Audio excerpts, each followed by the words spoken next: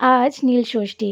আর আজকে সকাল থেকেই খুব সুন্দর একটা অনুভূতি হচ্ছে জানো তো? কারণ সন্তানের মঙ্গল কামনায় এই ১ম বছর আমি নীলষষ্ঠীর উপোস করেছি।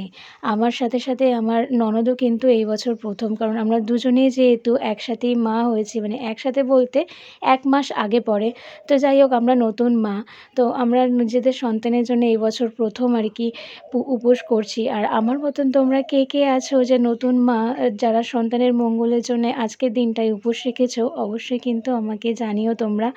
তো দেখো, এখন বাজে বিকেল ৪টে আর আমরা এখন গঙ্গা স্নানের উদ্দেশ্যে রওনা দিয়েছি। যাব হচ্ছে আমাদের সিদ্ধেশ্বরী ঘাটে, হালিশহর সিদ্ধেশ্বরী ঘাট। সেখানেই চলে যাচ্ছি।